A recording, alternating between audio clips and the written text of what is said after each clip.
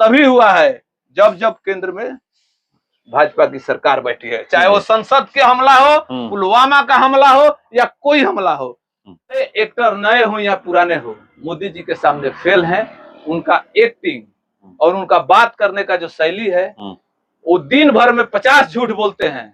और मोदी जी अपने कहते भी हैं कि झूठ बोलो, बार बार बोलो, तब तक बोलो जब तक वो सत्य के रूप में नहीं बदल जाए। ये मोदी जी के द्वारा मुफ्त में टीका कौन लगवाया? उसका पहले टेटना एक पोलियो के लिए नहीं बना है। एक पोलियो के लिए 60 वर्ष लग गई थी इस कांग्रेस को। कहां से आया? इस कांग्रेस को एक पोलियो के लिए 60 वर्ष लग गई थी। मैं आज चर्चा करने वाला हूं, वो भी दो ऐसे शख्स के साथ जो अपने अपनी पार्टी की बातें खुलकर करते हैं, सपोर्ट करते हैं। एक हैं आरजेडी के मुन्ना राय जी और दूसरे हैं बीजेपी के कुमार विवेक जी। दोनों आदमी हमारे साथ जुड़े हुए हैं और बहुत सारे मेरे सवाल हैं। दोनों आदमी से सवाल करूंगा और इनका होगा, उनसे मैं जानना चाहूंगा और उनका कुछ होगा, इनसे जानना चाहूंगा। तो चलिए मैं स्टार्ट करता हूं। पहले इनसे स्टार्ट करता हूं क्योंकि 2024 में लोकसभा चुनाव है और बीजेपी के लोग दावा कर रहे हैं कि फिर से एक बार नरेंद्र मोदी आएंगे। आप लोग दावा कर रहे हैं कि फिर से एक बार नरेंद्र मोदी आएंगे, किस आधार पे कह रहे हैं? देखिए, सबसे पहले तो आपको और आपके पूरे चैनल को धन्यवाद। मुझको लगता है कि बिहार में देखे जाने सबसे बड़े यूट्यूब चैनल और फेसबुक चैनल सोशल मीडिया का आज के दौर में। देखिए, दावा करने के पीछे कुछ कारण है। हम लोग जहाँ खड़े हैं वो दावा करने का कारण है। इस पूरे जिला में जो 60 वर्ष तक 2 लेन का हम लोग झेल रहे थे, प्रतिदिन एक्सीडेंट हम लोग झेल रहे थे, वो जो आज 4 लाइन बना वो दावा करने का कारण है। जिस लाइट के नीचे हम लोग खड़े हैं वो दावा करने का कारण है। आज देश सशक्त है, मजबूत है, दावा करने का कारण वो है। आज हमारा देश चांद तक पहुंच रहा है, दावा करने का कारण वो है। आज हमारा सिलेंडर जो 200 रुपए एक दिन में सस्ता हो सकता है, दावा करने का कारण ये है।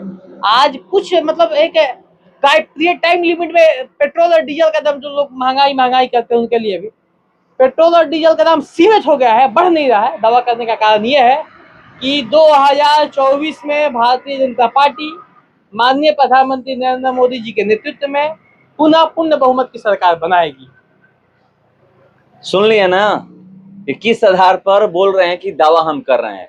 आप बताइए कि आप लोग किस आधार पे कह रहे हैं कि इस बार मोदी को उखाड़ फेंकेंगे और या गठबंधन की सरकार बनेगी? सबसे पहले तो आपके चैनल के माध्यम से तमाम भोजपुर वासियों को रक्षाबंधन के पावन अवसर पर हार्दिक बधाई, शुभकामना देता हूँ। शाहपुर विधानसभा वासियों को भी बधाई देता हूँ। अभी हमारे छोटे भाई विवेक जी को बताया गया कि जिस जगह पर हम खड़े हैं वो कारण है, यानी कि 4 लेन। छोटे भाई को हम बता दें, ये कभी अपने समय में ये स्टेट हाईवे हुआ करती थी, जिसको नेशनल हाईवे बनाने का काम इसी बिहार के यशस्वी मुख्यमंत्री माननीय श्री नीतीश कुमार जी के द्वारा किया गया। और इसको 4 लेन बनाने का कार्य यूपीए 1 में ग्रामीण विकास मंत्री जब रघुवंश बाबू हुआ करते थे, इसी राष्ट्रीय जनता दल की, उन्हीं के द्वारा ये इसको एनएच कराया गया था।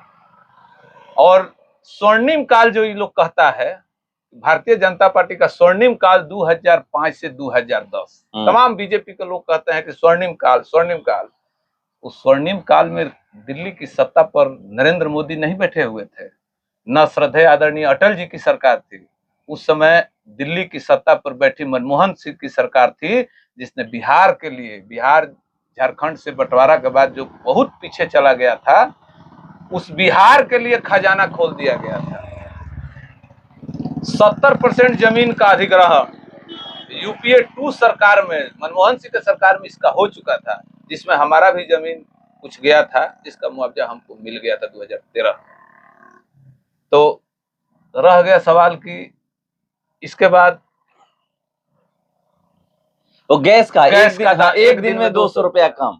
इसी भारत देश में 50 रुपया जब सिलेंडर बढ़ता था, तो इसी भारतीय जनता पार्टी की आदरणीय मंत्री महोदया श्रीमती स्मृति ईरानी जी सिलेंडर लेकर रोड पर धरने पर कभी बैठा करती थी। 420 रुपया सिलेंडर था मनमोहन सरकार के समय में, जिसमें 80-85 रुपया का सब्सिडी भी मिलता था। आज सिलेंडर 1200 का हो गया। माननीय मंत्री महोदया का कहीं सिलेंडर लेकर के कोई कह दे कि रोड पर उतरी हो, और सबसे बड़ा पेट्रोल डीजल की बात है। तो यूपीए 2014 में छोटे भाई हैं, अध्ययन करते हैं, इनको हम बताना चाहते हैं वहाँ कि प्रति डॉलर तेल भारत में नहीं मिलता है। तेल, कच्चा तेल विदेश से आता है, अमेरिका से आता है, अरबियन कंट्री से आता है। उस समय $110 प्रति बैरल कच्चा तेल का रेट था और भारत में पेट्रोलियम का रेट था 57 रुपया लीटर डीजल मिलता था और 63-65 रुपया लीटर पेट्रोल मिलता था। मोदी जी के भाग्य से, हम कहते हैं मोदी जी के भाग्य से, मोदी जी के भाग्य से, मोदी जी जब गद्दी पर बैठे 2014 में, तो एक ऐसा भी समय आया था कि इस हिंदुस्तान में पेट्रोल का रेट $34 प्रति बैरल हो गया था, जिसको मोदी जी ने कहा था कि ये हमारे भाग्य से हुआ है। उनका इंटरव्यू है, कभी पुराना इंटरव्यू आप निकालिएगा, देखने को मिलेगा आपको। तो मोदी जी के भाग्य से इस देश के कच्चा तेल का रेट $32 प्रति बैरल मिला और भारतवासियों के दुर्भाग्य से कच्चा तेल का दाम घटते गया और पेट्रोलियम का दाम बढ़ते गया। मोदी जनता के दुर्भाग्य से हुआ। मोदी जी के भाग्य से तो सस्ता हो ही गया था, उसका लाभ जनता को देना नहीं है। भारतीय जनता पार्टी पूंजीपतियों की पार्टी है, पूंजीपतियों के सपोर्ट से चलती है। इसमें मिडिल क्लास के लिए कहीं कुछ है नहीं। सब्ज बाग के सिवाय चुनाव है तो 200 रुपया सिलेंडर कम हो गया। हो सकता है 2, 4, 5 दिन, 10 दिन, 20 दिन में पेट्रोल का भी रेट 10 रुपया घट जाएगा, डीजल 5 रुपया घट जाएगा, कोई बहुत बड़ी चीज नहीं है। चूंकि जब हालत खराब होगा तो भारत में खैरात बांट कर ही सत्ता में वापसी हो सकती है। हम रहा सवाल हमारे सांसद महोदय का, तो आप 5 बजे से बिहिया चौरस्ता पर हैं। आज रक्षाबंधन का त्योहार है। पटना से, जगदीशपुर से, सासाराम से बहुत माताएं बहनें हमारी अपने घर के लिए, अपने भाइयों को रक्षाबंधन बांधने के लिए निकली है और इस बिहिया चौरस्ता पर 4 घंटे से जाम में फंसी थी, जिसमें प्रशासन के सहयोग से, हम लोगों के सहयोग से उस जाम को छुड़ाया गया। अब सांसद महोदय के, विकास पुरुष आदरणीय सांसद महोदय कहते हैं कि हम भेदभाव नहीं करते हैं। हम उनसे पूछना चाहते हैं कि जब गाड़ी कोइलवर पुल पार करती है, गाड़ी जब कोइलवर पुल पार करती है और कोइलवर पुल पार करने के बाद जब कुल्हड़िया टोल प्लाजा पार करती है, तो संदेश विधानसभा और बड़हरा विधानसभा, आरा विधानसभा, जितना 4 लेन पर ओवर रोप बना हुआ है, सब जगह अप्रोच रोड बना हुआ है। आप उतर के बड़हरा जा सकते हैं, आरा जा सकते हैं, मैंने कहीं जा सकते हैं।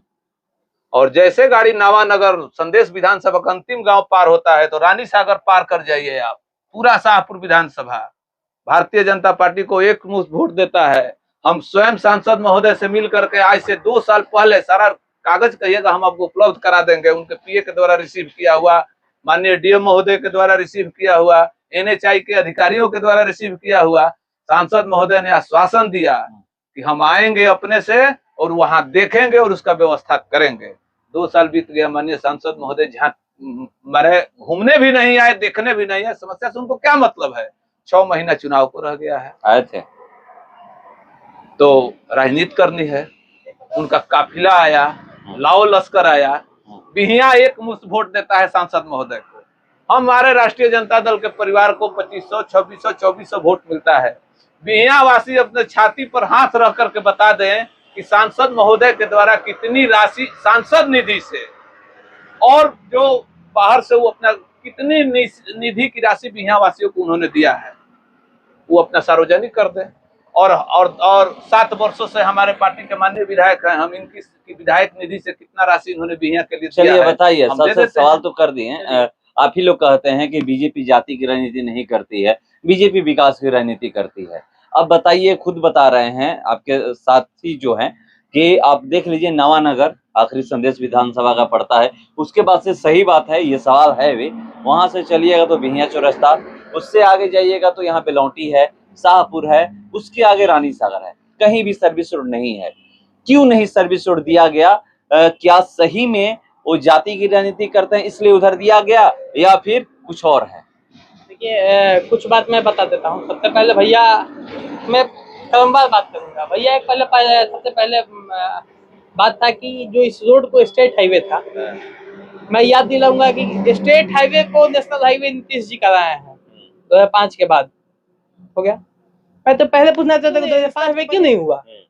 2005 के पहले भी लगभग मान के चलिए तो 50-55 बस सरकार की हो गई थी, 55 बस। उस समय वो केंद्र की सरकार कहाँ सोई थी। आज बस अगर हम अटल जी का भी जोड़ दें उसमें तो 55 बस में 50 बस तो एक मुश्त कांग्रेस थी ना भाई, उसमें कहाँ सरकार सोई थी को। और यहाँ पर आरजेडी की भी सरकार, बात नहीं, वहाँ बिहार में आरजेडी की सरकार 15 वर्ष रही है, उसके पहले कांग्रेस की सरकार रही है, और केंद्र में पूर्ण रूप से 50 वर्ष कांग्रेस की सरकार थी, कांग्रेस सिंचित सरकार भी रही है। 50 वर्षों तक इसको नेशनल हाईवे क्यों नहीं बनाया गया, सवाल तो ये है। नीतीश कुमार जी इसको नेशनल हाईवे बनाया, मैं भैया को याद दिलाना तो उस समय भारतीय जनता पार्टी सरकार में थी, ये भारतीय जनता पार्टी का दिन था उस समय कि उस समय नेशनल हाईवे बन पाया। नीतीश कुमार जी का औकात है तो भैया जो चौरस्ता धनवार बीटा का रोड है उसको नेशनल हाईवे बना के दिखा दे, औकात नहीं है उनका। दूसरी बात है कि फिर वह उसी में कहे एक बात कि रघुवंश बाबू ग्रामीण विकास मंत्री थे, सदैव रघुवंश बाबू मेरे पूजनीय है, हमारे बिहार से आते हैं इसलिए मैं मानता हूँ, वो ग्रामीण विकास मंत्री थे तो एनएच उनका दिया था, उसी में दूसरा बात था। तो मैं एक बात बता देता हूँ कि जो ग्रामीण विकास मंत्रालय में जो है वो एनएच नहीं बना पाएंगे। एनएचआई जो मतलब राष्ट्रीय राजमार्ग मंत्री है वो बनाते हैं, ग्रामीण विकास मंत्री नहीं बनाते हैं। इनके सवाल में दो सवाल, इनके जवाब में दो सवाल है, या नीतीश कुमार जी बनाया है या रघुवंश बाबू जी बनाया है, ये तो तय करना है आपको। मुझे जितना जानकारी है कि 60 वर्ष के ये जो भ्रष्ट कांग्रेस की सरकार थी, जो सरकार आज तक कुछ नहीं कर पाई, वो सरकार तो नहीं बना पाती है। हम अब नीतीश कुमार बनाया है तो बधाई फिर नीतीश कुमार को दीजिए और सबने भाजपा को दीजिए, और रघुवंश बाबू बनाया है तो भाई उनका कौन सा ऐसा मंत्रालय था जो स्टेट हाईवे को नेशनल हाईवे बना सकता है। भैया बताएं कि आपके वीडियो में देख सकते हैं कि नेशनल हाईवे को स्टेट हाईवे कैसे बना दिया गया, एनएच कैसे बना दिया गया, एसएच को एनएच। पहली बात ये हो गई। दूसरी बात है कि संसद महोदय पर लगातार आरोप था कि नवानगर के बाद एक भी अप्रोच नहीं बनना चाहिए था, कुछ टेक्निकल फॉल्ट होगा। फिर भी मैं आज एक बात बता देना चाहता हूँ कि बिहिया से चौरस्ता जाने क्रम में बिहिया उतरने के लिए फिर बिहिया चढ़ने के लिए अभी हम लोग एक बड़ा अप्रोच पे, वो छोटा अप्रोच होता है, ये तो हर जगह है, यहाँ यही नहीं है, अब हर जगह जहाँ जाइएगा वहाँ दिया गया है, आगे भी जाइएगा दिया गया है, तो इसको तो सर्विस रोड नहीं कह सकते ना। बात सुन लीजिए, अगर इसको सर्विस रोड नहीं कहेंगे तो इसको क्या कहेंगे, इसको सर्विस रोड नहीं कहेंगे, इसको सर्विस रोड बोला ही नहीं जाता है। देख लीजिए अब हर जगह जाइए वहां लिखा हुआ है बड़े बड़े अक्षरों में कि सर्विस रोड स्टार्ट समाप्त लिखा गया है, यहाँ दिखा दीजिए मुझे कहीं भी कहीं लिखा गया है। मैं ये पूछता इसको क्या कहते हैं तब, नंबर एक चीज। नंबर दो चीज जो कि शाहपुर एक मुफ्त वोट देता है, शाहपुर 2014 में भी भारतीय जनता पार्टी समर्पित आरके सिंह साहब को एक मुफ्त वोट दी थी, 19 में भी दी थी, और मैं दावा है कि 25 में भी देगी, क्योंकि शाहपुर के प्रत्येक गांव में 19 में दी थी और 24 में भी देगी। धन्यवाद। शाहपुर के प्रत्येक गांव में, प्रत्येक एक टोले में भी माननीय सांसद महोदय के निधि से या उनके कारण वो एक छोटा से बड़ा कुछ ना कुछ फंड उपलब्ध हुआ है, और ये दावा है कि जनवरी के पहले पुनः प्रत्येक गांव में पुनः फंड जाने वाला है। मैं एक बात याद दिला देता हूँ। दूसरा बात है कि ये बात हो रहा था कि डीजल का दाम था और पेट्रोल का दाम था। चलिए पेट्रोल का दाम अटल जी जब सरकार छोड़े थे तो पेट्रोल भैया को याद दिलाना चाहता हूँ, मैं अध्ययन करता हूँ इसलिए बता दें कि 3400 रुपये लीटर था, याद देना चाहता हूँ। और जब मनमोहन सिंह जी 10 साल बाद गए तो 68 रुपये लीटर, लगभग दुगुना। अगर 2024 में मान लिया जाए, 2024 में भी 6 दूनी 12, 8 दूनी 16, 136 रुपये लीटर होना चाहिए, और आज पेट्रोल 109 रुपये लीटर है, और ये मैं दावा करता हूँ कि पुनः कम होगा। ये भाजपा और कांग्रेस में अंतर है। और दूसरी बात है कि कच्चे तेल का दाम कम हुआ है, उसका असर है। एक फिल्म का लागत अगर 1000 करोड़ होता है पर 600 करोड़ में चार्ट पे हम लोग पहुंचते हैं, चार्ट पे हम लोग झंडा गाड़ते हैं। उसका असर है कि हम लोग पाकिस्तान में जाकर सर्जिकल स्ट्राइक करने के हिम्मत रखते हैं। उसका असर है कि हम लोग विंध्य कॉरिडोर बना सकते हैं। उसका असर है कि हम लोग काशी कॉरिडोर बना सकते हैं। इसका असर है कि हम लोग राम मंदिर बना सकते हैं, वो हमारा अर्थव्यवस्था मजबूत होता है। उसी का असर है कि भारत जो आज तक कभी 10वीं पायदान से ऊपर नहीं उठा अर्थव्यवस्था में, आज भारत विश्व का 5वां सबसे बड़ा अर्थव्यवस्था है। आज रूस जैसे बड़े देश भारत के नीचे रहते हैं, आज ब्रिटेन जैसे बड़े बड़े देश भारत के नीचे अर्थव्यवस्था में। मैं एक दावा है, मतलब ये गलत आंकड़ा नहीं है, भारत सरकार का और विदेश का आंकड़ा है, ये गलत आंकड़ा नहीं है कि आज विश्व की सबसे बड़ी 5वीं अर्थव्यवस्था है कोई तो भारत है, और ये अर्थव्यवस्था 2025 तक तीसरी सबसे बड़ी अर्थव्यवस्था बनेगी। मतलब अमेरिका, चीन, भारत ऐसे नाम गिना जाएगा। वो दिखते हैं कि भाई ऊपर से 9 नाम 10 नाम गिनने के बाद भारत कहीं नाम दिखता था, वो सिस्टम नहीं है। आज भारत में जितने खर्च हो रहे हैं, ठीक है, आप बात सही कहा कि खर्च कहाँ कहाँ बढ़े हैं। प्रत्येक गरीब को 5 लाख रुपए के लिए उनको इलाज के लिए दिया जा रहा है। प्रत्येक महिला जो आज 60 सालों से चूल्हे के धुएं के आंख सेक रही थी अपनी, कितने मोतियाबिंद के रोगी हो गए, और कितने हमारी माताएं, मेरे घर की मेरी दादी को मोतियाबिंद था, तब मैं बिल्कुल मानता हूँ कि दादी एक जीवन काल तक क्या लगा है धुआं, तो मैंने वो माना है, मैंने वो देखा है कि धुआं से होता क्या है। आज सिलेंडर पहुंच रहा है घर में, आज सिलेंडर घर में पहुंचा है, वो मुफ्त पहुंचा है पहला सिलेंडर। फिर उसके बाद है कि 5 लाख रुपए इलाज के लिए हम लोग दे रहे हैं। शिक्षा में जो नीट का उसका सीट जो कम था, सीट लगभग दुगना हुआ है। जो 60 सालों में ये लोग क्या कहते हैं 50 सीट बना कर रखे थे, हम लोग अब 1 लाख करीब सीट हो गया है, मतलब सीट दुगना हुआ है, अप्रोक्स मैंने वो आंकड़ा दिया है। फिर ये सब जो काम होते हैं वो काम इसको कहते हैं। विश्व में अगर भारत का जो कंडीशन है आज के डेट में, आप देखिए रेल जो सबसे बड़ा ट्रांसफॉर्मेशन है, 60 साल तक लगभग नीतीश बाबू भी रेल मंत्री रहे हैं और कहते हैं कि मैंने रेल दुर्घटना पे इस्तीफा दे दिया है। चलिए वो अलग बात है।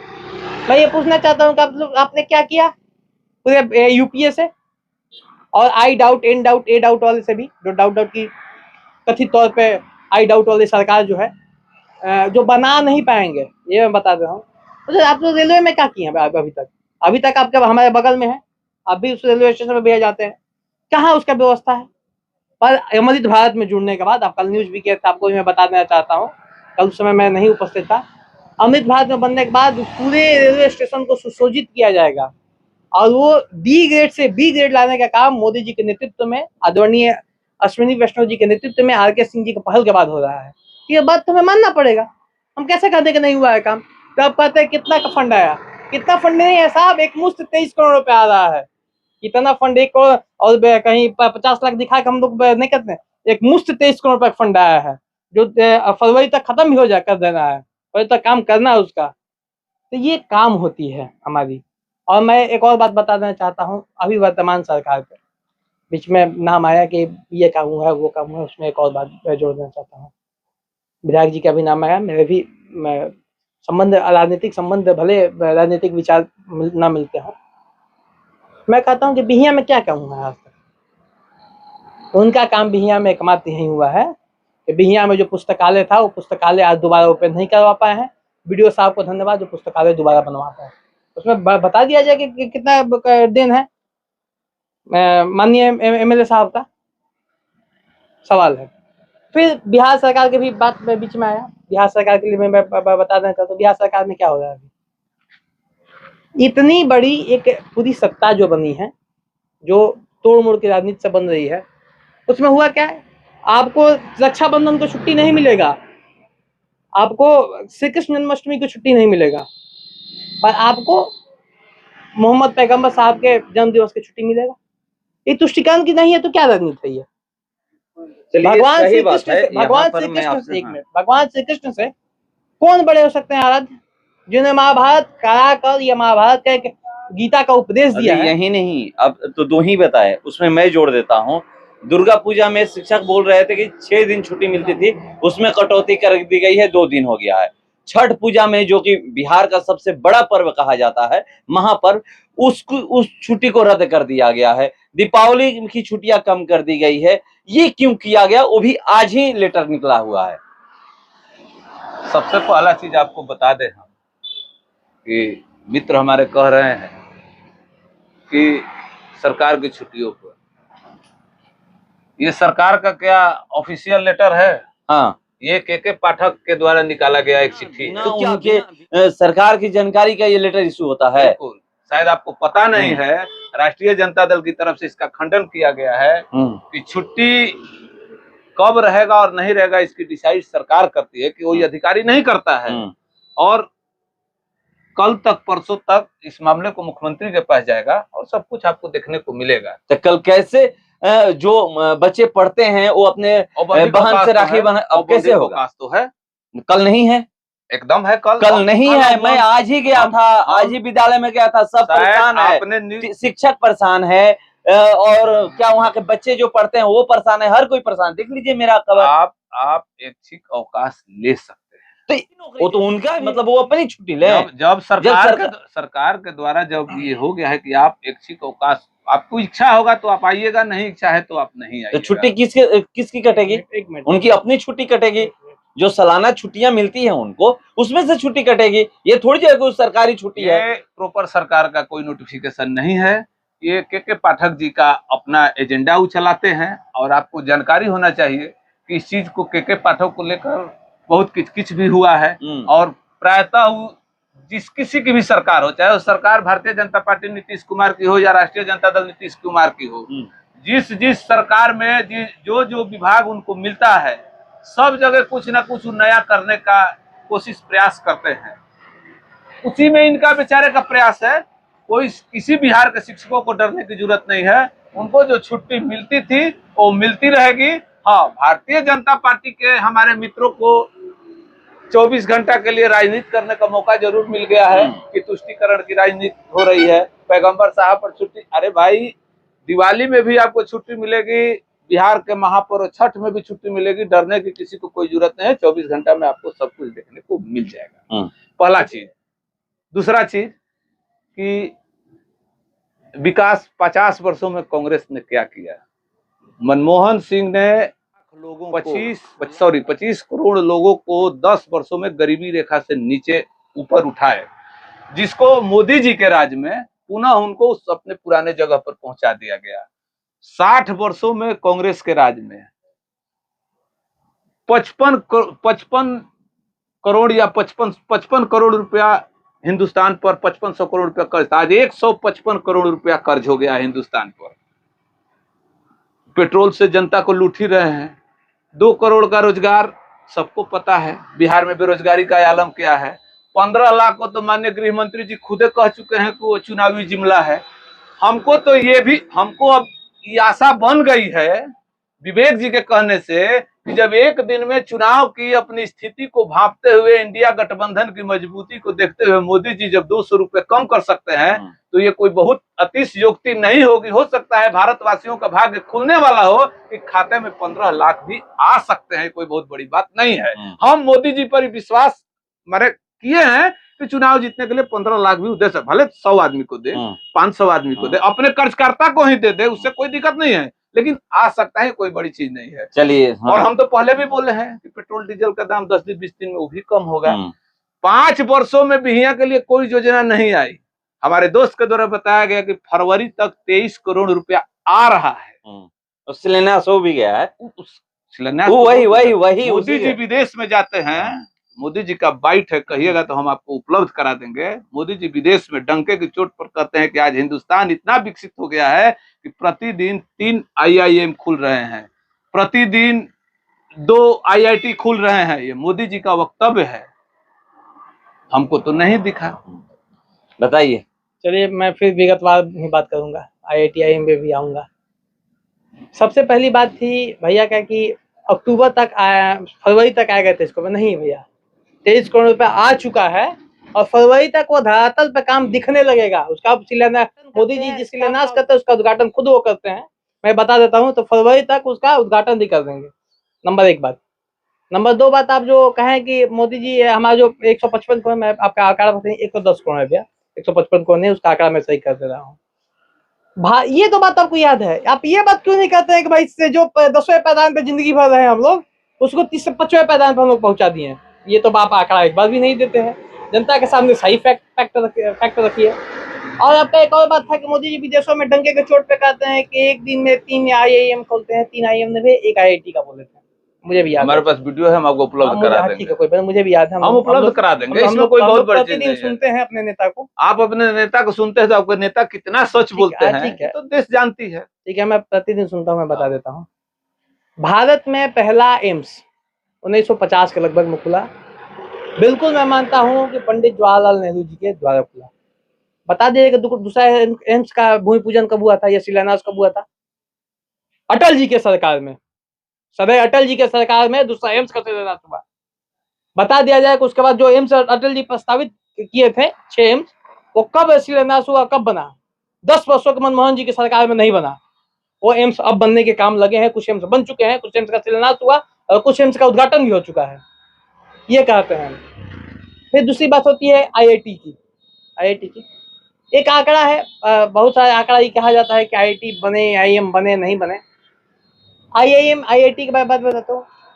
ये क्या करते थे कि आईआईएम का नाम बदल के आईआईटी का, जैसे अभी 5वीं तक के स्कूल को नीतीश जी उसको 7वां तक या 10वां तक करते थे, भले एक वर्ग ना बने, एक क्लासरूम ना बने, पर उसका अपग्रेड कर देते थे। यही काम जिंदगी भर कांग्रेस भी की है। अगर नया आईआईटी और आईआईएम बनना देखना है आपको, अगर किसी को भी देखना है, तो बेटा जो आज से 20 वर्ष पहले से कहा जाता था कि आईआईटी बन रहा है, आईआईटी बन रहा है, वहां पर क्लास चालू होता है, ये चीज दिखता है। ये चीज हम लोग सिर्फ कहते नहीं, सिर्फ हम लोग करते हैं। पटना एम्स जो आज लगभग बिहार के प्रतिदिन, ना हमको उम्मीद है कि कम से कम 10,000 मरीज प्रतिदिन जाते हैं इलाज कराने पटना एम्स में। इनकी देन है वो, आज भी वहां पर शिलापट लगा है, अटल जी की देन है। 50 से 60 वर्षों में, 50 वर्षों में मान के चलो, क्या किए थे ये लोग? एक एम्स क्यों नहीं बनवा पाए? क्या भारत में क्या कहते हैं स्वास्थ्य की दिक्कत नहीं होती है? होती है। क्यों नहीं एम्स बना? नहीं बनेगा, इच्छा शक्ति नहीं है, क्योंकि उस एम्स में कमीशन अच्छा नहीं मिलता होगा, इसलिए नहीं बन रहा होगा। ये जो कमीशन खोर की सरकार रही है भारत में, जो मौनी बाबा की सरकार रही है भारत में, वैसे लोग की सरकार रही है जो परमाणु परीक्षण करने से डरते थे, वैसे लोग यही काम करेंगे। भारत में परमाणु परीक्षण कब हुआ भाई? इंदिरा जी की फेल हो गया, इंदिरा जी को मानते हैं लोहा फेल हो गया, उसके बाद क्यों नहीं कोई कर पाया? राजीव जी थे, उसके बाद अनेक सरकार बनी, फिर परमाणु परीक्षण किए भाई कौन? तो अटल जी। भारत में बैन लगा, पर बैन से डरने वाले नहीं हम लोग। भारत को मजबूत करने के लिए हम लोग लड़ेंगे, एक अंतिम समय तक लड़ेंगे। दूसरी बात है कि कौन क्या करता है, एक पूरा विस्तृत चर्चा कर रहे हैं भैया, धन्यवाद आपको। हम लोग यही किए हैं कि आज अगर भारत के प्रधानमंत्री विदेश में जाते हैं, तो विदेश के प्रधानमंत्री, विदेश के सांसद इनका ऑटोग्राफ मांगते हैं।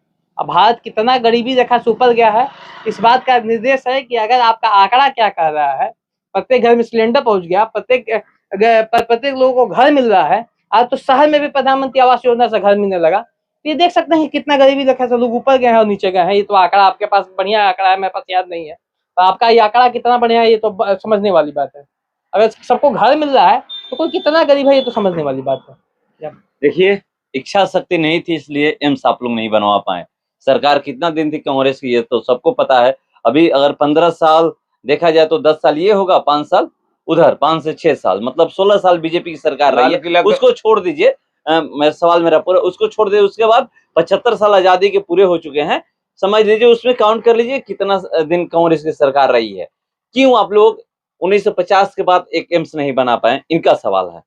लाल किला के प्राचीर से तो प्रधानमंत्री जी दरभंगा में भी एम्स बना दिए हैं, वहाँ इलाज भी चालू करा दिए हैं, तो उनकी बातों को विशेष नोटिस नहीं करना है। वो तो लाल किला से बोले कि दरभंगा में एम्स बना, पटना में एम्स बना, अटल जी शिलान्यास कर दिए थे, ये बात सही है, लेकिन उसको निर्माण मोदी जी नहीं कराए, उसका निर्माण मनमोहन सिंह ही शुरू कराए थे। और ये सरकार की नीतियां होती है, पिछली सरकार जो योजनाएं धरातल पर उतारती है, जो छूट जाता है, जो भी नई सरकार आती है उसको अमली जामा पहनाती है। वहां कोई भेदभाव नहीं होता है। रह गया सवाल कि आज पहले देश की आबादी 50 करोड़ हुआ करती थी, आज हम 140 करोड़ पे है। उस हिसाब से हमारी सड़कें बन रही है, उस हिसाब से हम अपने होश में देखे हुए हैं कि पूरे इलाके में किसी किसी के पास मोटरसाइकिल हुआ करती थी, कार की तो बात ही छोड़ दीजिए। कार माने पूरे शाहपुर विधानसभा में अगर जोड़ दीजिएगा तो 1980 तक 85 तक में छोटे भाई भी हमारे हैं, 10 गाड़ियां मिलेगी मुश्किल से 10 लोगों के पास, इसके बाद कहीं नहीं थी, उसकी आवश्यकता ही नहीं थी। हाँ, 90, 95, 2000 के बाद जब भारत की क्रय शक्ति बढ़ी, लोगों के कमाने का जरिया बढ़ा, लोगों के पास शौक सुविधाएं बढ़ी, तो उस हिसाब से सड़कें बढ़ी। इसमें गलत कहाँ है? तो क्या मोदी जी को प्रधानमंत्री बना दिया जाता 1950 में? वो तो पैदा आजादी के बाद ही पैदा लिए, 85 में पैदा हुए थे, नहीं 51-52 में उनका शायद जन्म है, जो हो। रह गया सवाल इस देश के लिए नेहरू परिवार ने जो किया है, व्हाट्सएप यूनिवर्सिटी में जितना झूठ प्रचार फैलाना है लोग फैला ले। आखिर उस सरकार लोकतंत्र के द्वारा चुनी गई सरकार थी ना। उस सरकार को कौन चुनता था? हमारे पूर्वज चुनते थे, इनके पूर्वज चुनते थे, वही लोग ने चुनते थे। जब भारतीय जनता पार्टी का जन्म ही 1980 में हुआ है, तो स्वाभाविक बात है कि ये लोग कितना सोच करेगा, क्या करेगा। नेहरू को जो लोग आज गाली दिया जा रहा है, इनको पता होना चाहिए कि पूर्ण बहुमत की सरकार होने के बावजूद इनके पार्टी के श्यामा प्रसाद मुखर्जी को नेहरू जी के द्वारा मंत्री बनाया गया था। इनके पार्टी के अटल जी संसद भवन में नेहरू जी को लाख कटाक्ष करते थे, लेकिन उसी संसद भवन के कॉरिडोर में नेहरू जी आशीर्वाद देकर अटल जी को मरे थे कि एक दिन देश के तुम प्रधानमंत्री बनोगे। तो पहले की राजनीति ये हुआ करती थी, आज की राजनीति तो सबको पता है। मोदी जी पर सवाल उठाइएगा, ईडी का सम्मन सुबह में मिल जाएगा। ज्यादा बोलिएगा, सीबीआई छोड़ दिया जाएगा। नहीं मानिएगा तो आपका गिरफ्तारी वारंट करके कर दिया जाएगा। आपके बेल को रिकॉल के लिए सुप्रीम कोर्ट जाया जा सकता है। और सब बात छोड़िए, कमीशन खोरी की बात हमारे मित्र ने कहा। इनको बता दूं कि 40% कमीशन के चलते कर्नाटक में इनकी सरकार चली गई। नंबर 1। नंबर 2, रोड की आप स्थिति देख लीजिए कि कितना बढ़िया ये 4 लेन बनाया गया है। सब जगह 4 लेन क्रैक हो गया है। आपके द्वारा इस खबर को भी चलाया गया था, यहीं पे आगे में आपके द्वारा इस खबर को भी चलाया गया था। तो कमीशन खोर की बात, भ्रष्टाचार के मुद्दा पर अगर भारतीय जनता पार्टी से बात करिएगा तो भ्रष्टाचार करिए, जितना लूटना है इस देश को लूटिए, और बचने का एक ही रास्ता है, मोदी जी के शरण में जाइए, भारतीय जनता पार्टी ज्वाइन करिए, डिप्टी सीएम का कुर्सी लीजिए, भाजपा की सरकार को बचाइए, सारे दाग आपके धुल जाएंगे। चलिए, ये तो बहुत बड़ा आप पे आरोप है, ये सही है, क्योंकि आप भी देख रहे हैं कि किस तरह से ये बात करें अजीत पवार का।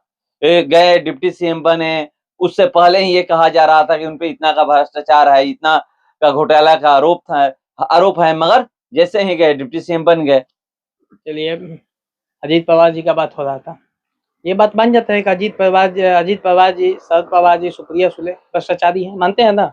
हम नहीं मानते हैं। भारतीय जनता पार्टी के द्वारा ये बात कही गई है। बात कभी नहीं हो सकता। वो बात नहीं है। एक हम नहीं मानते हैं वो भ्रष्टाचारी है। भारतीय जनता पार्टी भ्रष्टाचार मानती है और Bharatiya Janata party deputy CM बनाती है। 2G स्पेक्ट्रम घोटाला पर भारतीय जनता पार्टी की सरकार इस देश में आई। क्या 2G स्पेक्ट्रम घोटाला हुआ था? जिस एजी रिपोर्ट को मानकर 2G स्पेक्ट्रम घोटाला का मनमोहन सिंह को बदनाम किया गया, सुप्रीम कोर्ट ने मनमोहन सिंह को बाइज्जत बरी किया। चलिए, सीबीआई के द्वारा लास्ट में जांच में क्लीन चिट दे दिया गया।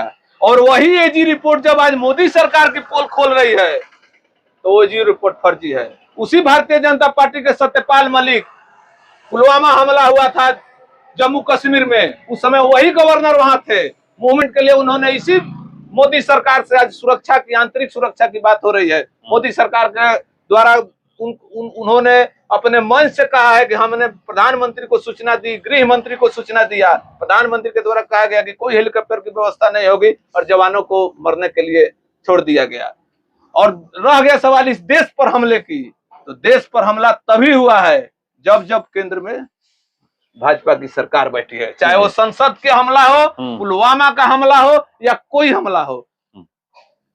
2008 में जो हमला हुआ था ताज होटल पे, उस समय किसकी सरकार थी? मनमोहन सिंह की सरकार थी। एक मिनट, मैं बात कर दे रहा हूँ। ताज होटल पर हमला करने वालों को पकड़ा गया, उसी कसाब को फांसी दिया गया, सारा चीज किया गया। मैं बात कर रहा हूँ। कांग्रेस की सरकार डंके की चोट पर दिन में कार्रवाई करती है, मोदी जी की सरकार रात में कार्रवाई करती है। कार्रवाई करती नहीं है, कार्रवाई का ढोंग सुबह में कराया जाता है। कार्रवाई करती नहीं है, कार्रवाई का ढोंग करती है।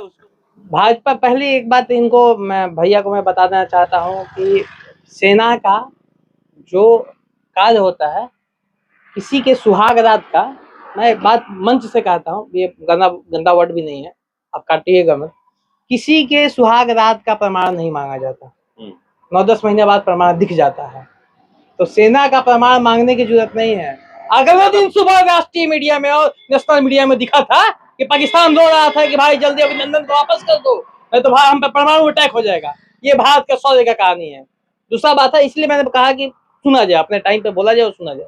दूसरी बात है कि भाजपा की जब सरकार होती है तब हमला होती है। चलिए कुछ याद दिलाता हूँ, 1948 में किसकी सरकार थी?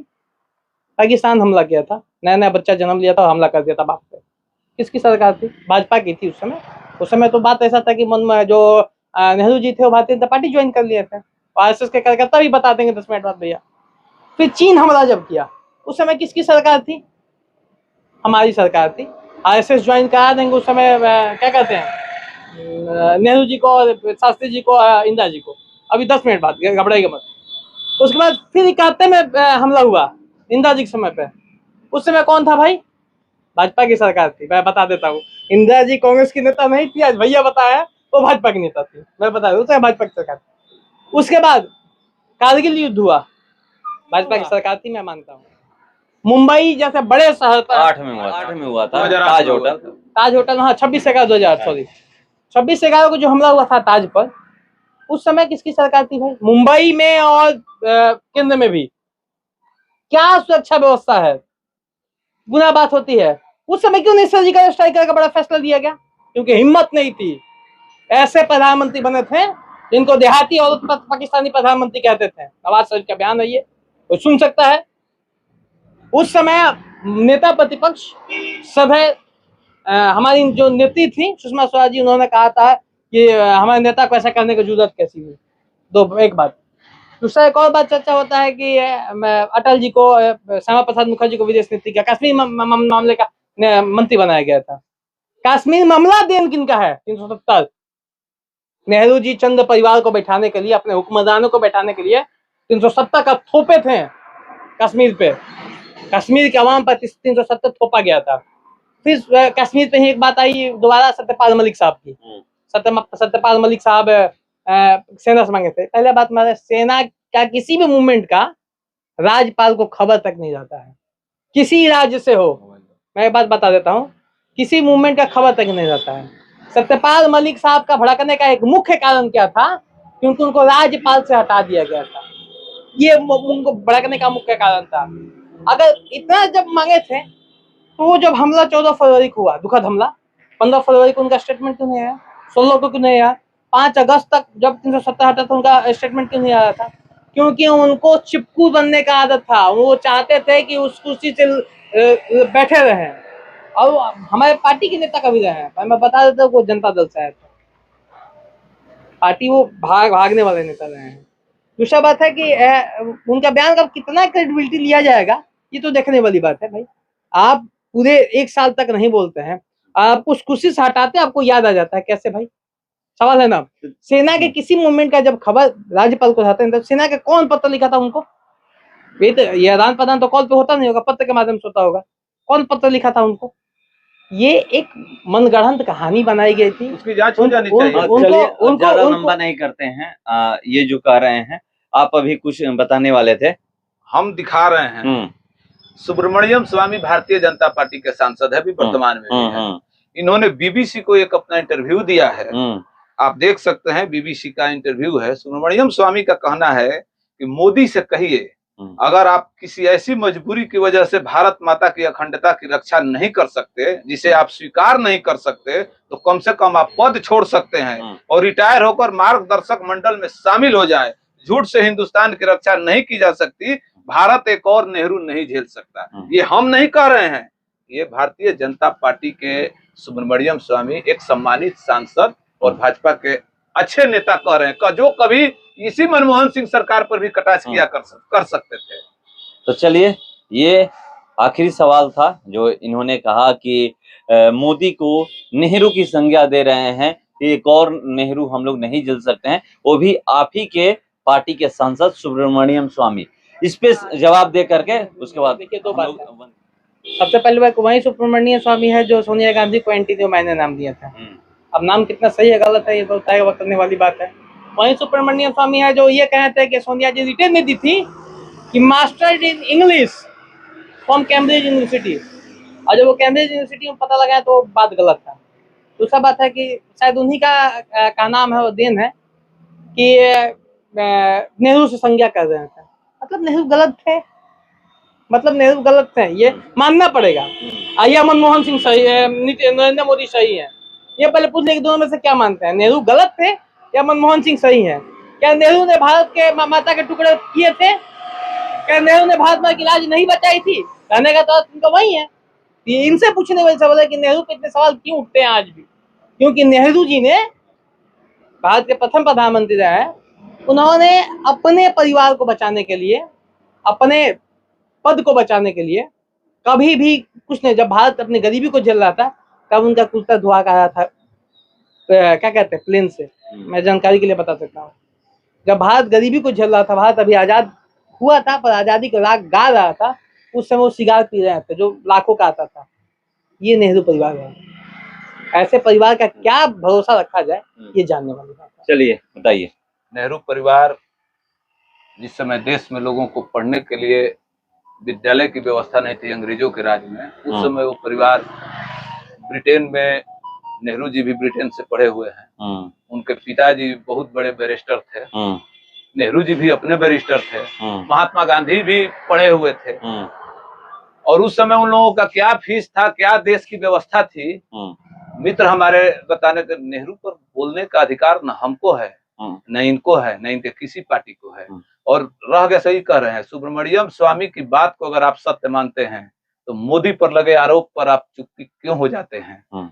मैं नहीं मानता। मैं मानता हूं कि जवाहरलाल नेहरू जैसा योग्य व्यक्ति इस हिंदुस्तान का सौभाग्य था कि वो प्रधानमंत्री बने और उनके द्वारा चुनी गई। ये लोग बात करता है पटेल जी की, ये लोग बात करता है गांधी को भारतीय जनता पार्टी के कार्यकर्ताओं के द्वारा गाली दिया जाता है व्हाट्सएप यूनिवर्सिटी के माध्यम से, और इनके वही प्रधानमंत्री विदेश में जाते हैं तो गांधी के सामने फूल चढ़ाते हैं और सर झुकाते हैं। तो दोहरा चरित्र और दोहरी राजनीति भारतीय जनता पार्टी के रग रग में है। एक दूसरे को लड़ाना है। आप बात करिएगा रोजगार की, तो ये बात करेंगे राम मंदिर की, आप कहिएगा मंदिर बनना चाहिए। इस देश के 125 करोड़ लोग जो हिंदू समाज, 120 करोड़ जो हिंदू है, उनके आराध्य श्रद्धेय राम है, उनका मंदिर बनना चाहिए। ये हम भी कहते हैं कि बनना चाहिए, उसमें कहीं दो डाउट नहीं है। लेकिन इस देश के नई पोस्ट जो आज बेरोजगारी की लत में डूब रही है, जिनको बहुत लोग ऐसे हैं जिनका परिवार का भरण पोषण नहीं हो रहा है, उन पर क्या प्रधानमंत्री को नहीं सोचना चाहिए? नंबर 1। नंबर 2, महंगाई आप जोड़ देते हैं। एक आंगनबाड़ी वर्कर की सैलरी है 5950 रुपया केंद्र सरकार के हिसाब से। अलग अलग राज्य सरकारें अपना बढ़ाई है। चुनाव है तो शिवराज सरकार बढ़ा दी, चुनाव है तो राजस्थान की सरकार बढ़ा दी, चुनाव है तो कर्नाटक की सरकार बढ़ाई, चुनाव था तो छत्तीसगढ़ में भी बढ़ने का हो रहा है, मतलब सरकार भी बढ़ा रही है।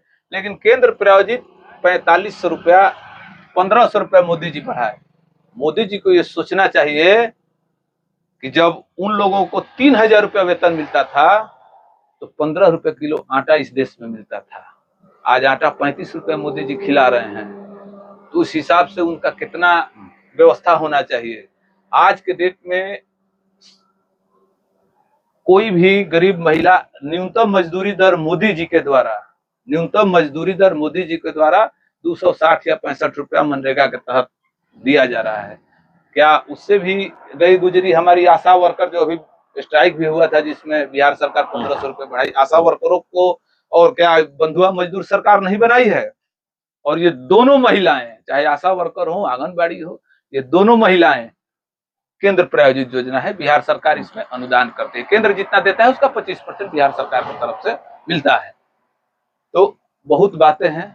मोदी जी जुमला बोलने में, उनकी बात को, अपनी बातों को, एक चीज उस व्यक्ति में है, हिंदुस्तान के सारे एक्टर नए हो या पुराने हो, मोदी जी के सामने फेल हैं। उनका एक्टिंग और उनका बात करने का जो शैली है, वो दिन भर में 50 झूठ बोलते हैं। और मोदी जी अपने कहते भी हैं कि झूठ बोलो, बार बार बोलो, तब तक बोलो जब तक वो सत्य के रूप में नहीं बदल जाए। ये मोदी जी के द्वारा ही कहा गया है, तब तक झूठ बोलो जब तक वो सत्य नहीं हो जाए। चलिए इसका जवाब दे दीजिए और उसके बाद, क्योंकि बहुत लंबा हो गया है, फिर आगे हम लोग बात करेंगे। जो ये कह रहे हैं कि मोदी जी एक ऐसे एक्टर हैं, चाहे वो नए हो या पुराने हो, उनके आगे सब चाय कम पानी है। चलिए मोदी जी का बात हो रहा था, बता देना। पहले नेहरू जी का बात हुआ नेहरू जी प्रधानमंत्री कैसे बने थे? उनको कांग्रेस का अध्यक्ष बनाया गया प्रधानमंत्री बनाने के लिए। उनके कांग्रेस में उनको बहुमत नहीं था, एक वोट नहीं मिला था, फिर भी उनको प्रधानमंत्री बनाया गया। ये बात सही नहीं है? ये बात सही है। दूसरी बात है कि बहुत बात हो रही है कि भाई नेहरू मोदी जी ये है वो है। मैं बता दे रहा हूँ, मोदी जी वो हैं जो भारत में गरीबों को 5 लाख रुपया देते हैं इलाज के लिए। ये सरकार सरकारी अस्पताल में भेज देती थी जहाँ सुविधा तक नहीं है आज के भी डेट में, वहां पर 5 लाख रुपए देकर आप किसी भी प्राइवेट अस्पताल में इलाज करा सकते हैं। 5 लाख रुपए आपको दिया गया है। ये वो सरकार है, कहते हैं कि भाई बहुत बड़ा ड्रामा करते हैं। ये वो सरकार है जो चंद्रयान 1 उतरा था, उसका नाम है जवाहर पॉइंट। तू का क्या नाम है भाई? तिरंगा। जवाहर जी कौन वैज्ञानिक थे, कोई पूछ लिया जाए? कांग्रेस का खोज किए थे। मोदी जी से तो जरूर पढ़े लिखे थे ना, कांग्रेस का खोज किए थे वो। और भारत को कैसे लूटना था इसका खोज किए हैं। भारत को कैसे टुकड़ा करना है धार्मिक आधार पर उसका खोज किए थे वो। कैसे चीन की पठारी भूभाग को छोड़ना था उसका खोज किए थे वो। इतने बड़े वैज्ञानिक थे, मैं बता देता हूँ। प्रधानमंत्री से पहले वैज्ञानिक रहे हैं वो। बैरिस्टर तो गलती बता दी आप, वैज्ञानिक थे, तभी तो जवाहर पॉइंट उसका नाम पड़ा है। और बात होती है कि भाई मोदी जी ड्रामेबाज हैं। अभी भैया बोले हैं मोदी जी ड्रामेबाज है नहीं, बिल्कुल है। अगर वो हमारी बहनों की सुरक्षा हेतु, हमारी माताओं की सुरक्षा हेतु अटल पेंशन योजना या फिर क्या कहते हैं जीवन ज्योति बीमा योजना लागू करते हैं जो कार्यरत है, तो ये योजना चालू करने वाला का ड्रामाबाज कहा जाएगा। तो हाँ, मैं भी ड्रामाबाज बनना चाहता हूँ। अगर इतने बढ़िया योजना चालू करने वाला अटल पेंशन योजना तो आज तक नहीं कर पाई थी कभी कांग्रेस। जीवन ज्योति योजना कभी नहीं कर पाई थी, कन्या समृद्धि योजना कभी नहीं कर पाई थी। अगर ये सब योजना करना जुमलेबाजी है, ड्रामेबाजी है, तो होना चाहिए ऐसा ड्रामेबाजी। अगर साइंटिस्टों से मिलना ड्रामेबाजी है तो होना चाहिए। अगर सैनिकों से मिलना, सैनिकों के साथ दीपावली मनाना, होली मनाना, ये ड्रामेबाजी है तो होना चाहिए। मनाते नहीं भाई आप कुत्ते, उनके घर में तो भाई बड़े बाप का औलाद है नहीं, मुख्यमंत्री और उप मुख्यमंत्री के साथ बिस्किट खाते हो भाई। उनके लिए सैनिक ही सर्वोपरि है, भारत माता ही सर्वोपरि है। और कोई भारत माता के आगे अगर एक आंसू आ जाती है तो ड्रामा नहीं है, उसका करुणा भाव कहते हैं उसको। मैं बता देता हूँ। और बाकी आप बताए हैं कि वीडियो लंबा हो रहा है इसलिए मैं कम बोल रहा हूँ।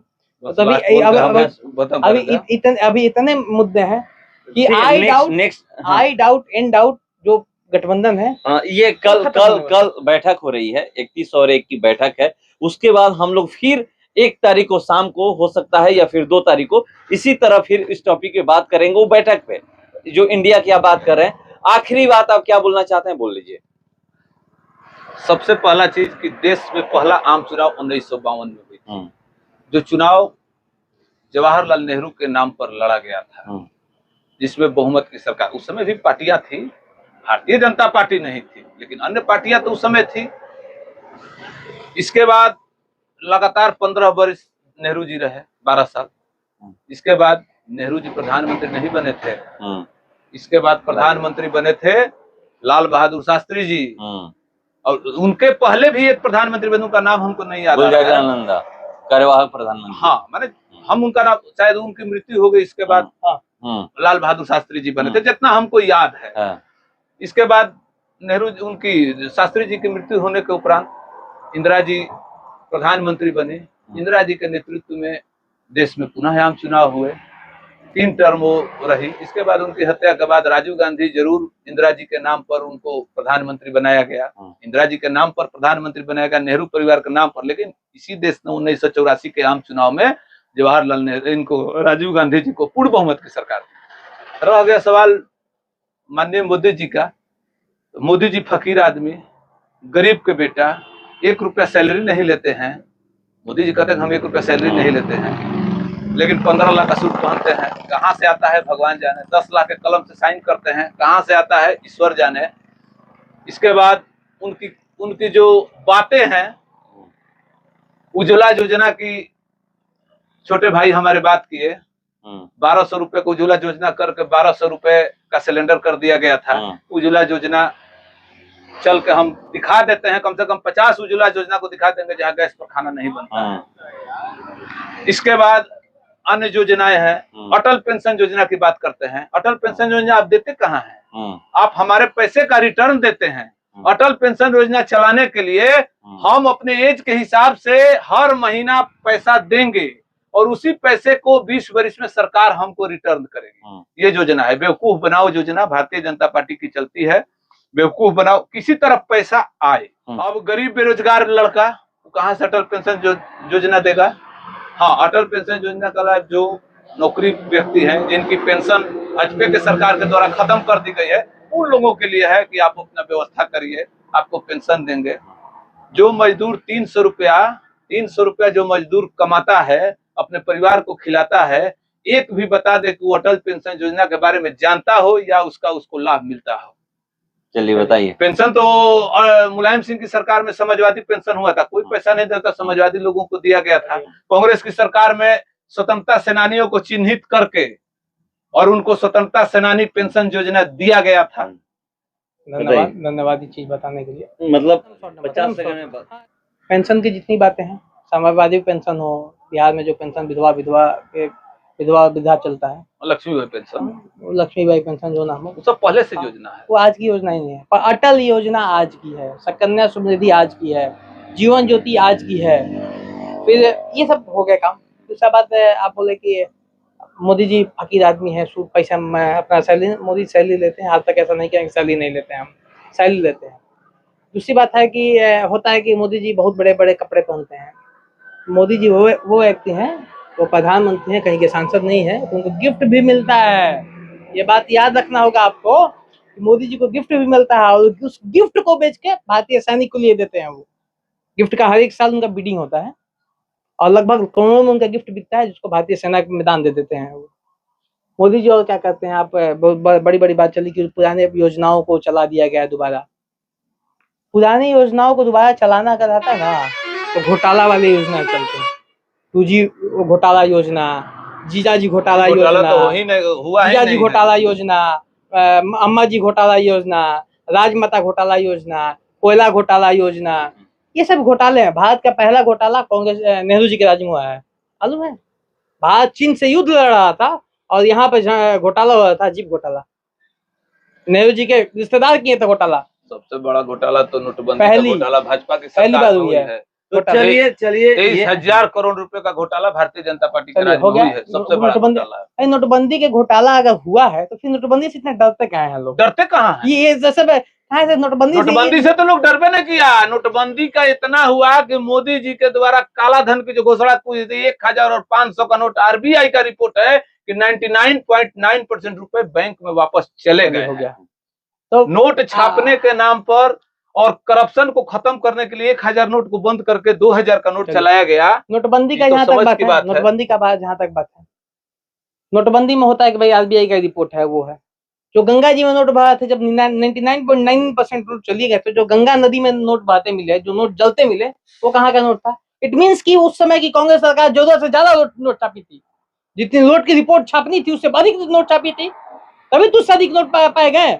जो नदी में नोट बह रहे हैं, गंगा नदी में जल रहा है, ऐसी रिपोर्ट आती थी।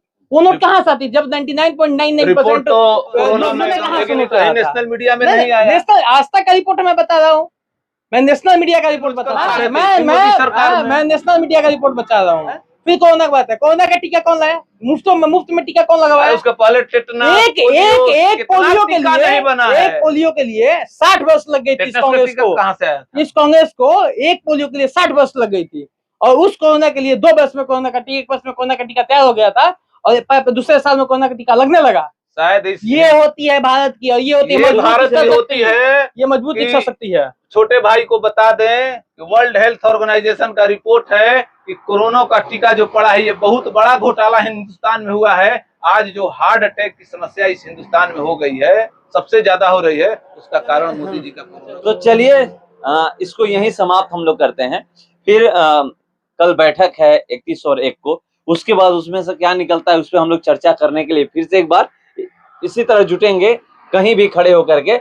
मगर मैं आपको बता दूं कि अब इसी तरह आपको इस चैनल पे डिबेट मिलता रहेगा, चाहे नेशनल मुद्दे हो या फिर राज्य के मुद्दे हो, इसको लेकर के। और ये कैसा लगा डिबेट आप लोग जरूर बताइएगा, और अच्छा लगे तो कमेंट जरूर करिएगा और शेयर जरूर करिएगा, ताकि ये पता चले कि किस किस को डिबेट अच्छा लगा और किसको इसमें क्या होना चाहिए। अगर आपके पास सवाल है कि ये सवाल होने चाहिए, तो आप वो भी सवाल कमेंट में दे सकते हैं। मैं वो सवाल इन लोगों से करूंगा, जो भी हमारे साथ डिबेट में जुड़ेंगे, मैं उनसे वो ही सवाल करूंगा जो जनता के सवाल होंगे, न कि अपने मेरे सवाल। तो आप लोग शेयर ज्यादा से ज्यादा करिएगा और अच्छा लगे तो जरूर कमेंट करिएगा। फिलहाल इस खबर में इतना ही। बने रहिए हमारे साथ। नमस्कार।